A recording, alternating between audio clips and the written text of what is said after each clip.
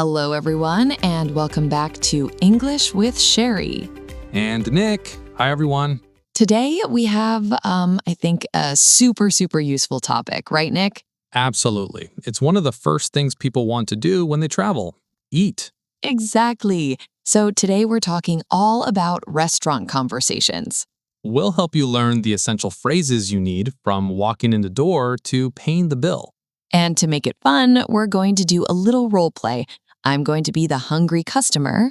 And I'll be the friendly, patient waiter. Of course you will be. And after the role play, we'll break it all down word by word. So are you ready? Let's get started. Good evening. Welcome to the English Garden. A table for one? Yes, a table for one, please. Right this way. Here is your menu. Thank you. Can I get you something to drink to start?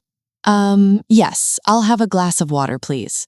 Of course. I'll be right back with your water. Here is your water. Are you ready to order or do you need a few more minutes? I think I'm ready. What do you recommend? The grilled salmon is very popular. It comes with roasted vegetables. Ooh, that sounds good. I'll have the grilled salmon, please. Excellent choice. Anything else for you? No, that's all for now. Thank you. Here is your grilled salmon. Enjoy your meal. Thank you. It looks delicious. How is everything tasting? It's wonderful. Thank you. Great to hear. Can I get you anything else? Perhaps some dessert? Oh, I am tempted, but I'm too full. Just the check, please. Certainly. I'll bring that right over. Here is your check. Thank you so much. The service was great. My pleasure. Have a wonderful evening. You too. Bye. And scene. Wow, Nick, you're a natural waiter. I totally believed you. Thanks, Cheri. You were a very polite customer. I try. Okay, so for everyone listening, that was a very typical, very standard restaurant conversation. Let's break it down, starting from the very beginning. Sounds good. So the first thing I said when you walked in was, "Good evening. Welcome to the English Garden. A table for one?" Right, a table for one. So one is for one person. If you are with a friend, you would say, You would say, "A table for two, please." Or for three people, "A table for three." You just change the number. easy enough. And it's always good to add that magic word, please. Definitely. It makes you sound very polite. Your response was perfect. Yes, a table for one, please. Then you said, right this way, which just means follow me, right? Exactly. It's a common phrase waiters or hosts use to lead you to your table. Then I gave you the menu. And then came the first big question, the drinks. Right. I asked, "Can I get you something to drink to start?" This is very common. Sometimes they ask this before you've even really looked at the menu. Yeah, it can feel a little fast sometimes, but it's normal. I just asked for water. I'll have a glass of water, please. What are some other simple things people could order? Good question. You could say, "A Coke, please," or "An iced tea, please." If you're not sure, you can always ask, "What kind of soda do you have?" or "What juices do you have?" Oh, that's a good one. What do you have? That's a great question structure for learners. You can use it for anything. You absolutely can. "What kind of desserts do you have?" "What kind of beer do you have?" It's a very useful tool. Okay, so you bring me my water, and then you came back and asked if I was ready to order. I loved the phrase you used. Are you ready to order, or do you need a few more minutes? It's so gentle. Right. It gives the customer a choice. If you are not ready, it's perfectly okay to say, "I need a few more minutes, please." Yeah, don't feel pressured. But I was ready, kind of. I did what I always do and asked for help. I said, what do you recommend? And that is one of the best questions a customer can ask. What do you recommend or what's popular? Waiters usually know what the best dishes are. They know the secrets, and you recommended the salmon. So to order, I said, I'll have the grilled salmon, please. Perfect phrasing. "I'll have" is a very common and polite way to order. You can also say, "I would like." So, "I would like the grilled salmon." Both are great. What about I want the grilled salmon? You can say that, and people will understand you, but it can sound a little direct, a little strong. "I'll have" or "I would like" are just a bit softer, a bit more polite. Good to know. Softer is better. Politeness is key. So after you order, I confirmed it and asked, "Anything else for you?" This is just to check if you want to order appetizers or side dishes at the same time. Right. And I said, no, that's all for now, which means maybe later I'll want dessert, keeping my options open. Always smart. Okay, so then comes the part where you're eating. The waiter might come back to your table and ask a simple question. Right, you asked, how is everything tasting? Or they might say, how's everything? Or just, everything okay? They just want to make sure you are happy with your food. And if it's good, you can say what I said. It's wonderful, thank you. Or it's delicious. Or even just, everything is great, thanks. Exactly. Now, what if there is a problem, Cheri? What if your food is cold? Ooh, okay, this is a tricky situation. It can feel awkward. What's a polite way to say something? The key is to be polite but clear. You could get the waiter's attention by saying, excuse me, and then saying something like, I'm sorry, but my food is a bit cold. Could you possibly heat it up? I'm sorry, but that's a great way to start. It softens the complaint. Could you possibly is also super polite. Right. Most restaurants will be happy to fix the problem for you. They want you to have a good experience. That's true. Okay, so crisis averted.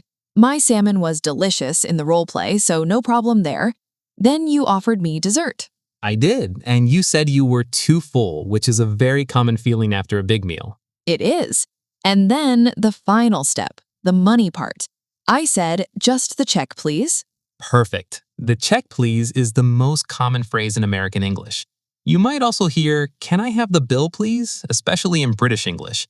But in the US, check is much more common for restaurants.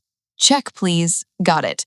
Sometimes, if the waiter's really busy, you might have to catch their eye and maybe make a little writing motion in the air. Yes, that's a universal signal for I'm ready to pay. It works in every language. So you bring the check and it's in a little book or on a little tray. What happens next? So you'll look at the total, then you have to think about the tip. Ah, the tip. This is so important in the United States, and it can be confusing for visitors. It really can. In the US, it is customary, meaning it's expected, to leave a tip for your waiter.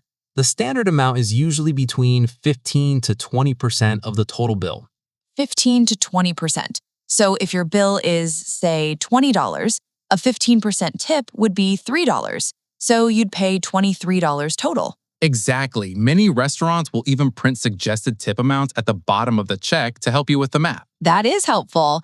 And you can leave the tip in cash on the table, or you can add it to your credit card payment. Correct. When you pay with a card, there will be a line on the receipt to write in the tip amount and then a line for the new total. Okay, that's a whole other lesson maybe, but the important thing to remember is tipping is a big deal in the US. It is. It's a major part of a waiter's income. So after you pay, you are free to go. My final line was, have a wonderful evening. And I said, you too, bye. And that's it. You've successfully survived a restaurant in English. You did it. I think the most important thing is just to try. Even if your English isn't perfect, people will appreciate the effort. Totally. A smile and a please and thank you go a long, long way. So should we do a super quick review of the top 5 phrases? Great idea. I'll say the situation and you say the phrase. Okay, I'm ready. Hit me. Situation 1. You walk into the restaurant and need a table. A table for 2, please. Perfect. Situation 2. You are not sure what to eat. What do you recommend? Excellent. Situation 3. You have decided on your food. I'll have the chicken, please. Great. Situation 4. You have finished your meal and you are ready to pay. Can I get the check, please? Perfect. And what if there's a small problem, like your water glass is empty? You say, excuse me, to get their attention. Excuse me, could I get some more water, please? You are an A-plus student, Cheri. Those phrases will get you through almost any restaurant meal. But you know, Nick, that was a great example of a typical sit-down restaurant. But what about other places? The language can change a bit depending on where you are, right? That's a fantastic point. For example, at a fast food restaurant, things are much quicker and more casual. You usually order at a counter, and the language is more direct. Exactly. So instead of a table for 1, please, you're probably just walking up to a counter. What would I say then? You'd likely hear something like, "Hi, what can I get for you?" Or "Can I take your order?" And your response would be more direct, like, "I'll have a number 1," or "Can I get a cheeseburger and fries?" And then comes that classic question you never hear in a sit-down place. I learned from the best. Honestly, for our learners, just practicing those few phrases can make you feel so much more confident. Confidence is everything. Don't be afraid to ask the waiter to speak more slowly if you need to. You can say, could you please speak a little slower? Yes, that is such a good tip. It's your experience, you're paying for it, so it's okay to ask for what you need. Well said. Wow, that was a lot of information, but hopefully super helpful. I'm getting hungry just talking about it. Me too. Maybe we should go grab some salmon after this? I'll have the salmon. See? I'm practicing. Okay, everyone, that is all the time we have for today. We hope this lesson helps you feel more prepared and confident for your next dining experience. Remember to practice the key phrases we discussed. You can listen to our role play again to really get the sound and rhythm of the conversation. Thank you so much for listening to English with Cheri. And Nick, we'll be back next time with another lesson to help you on your English journey. Until then, happy learning. Bye. Goodbye, everyone.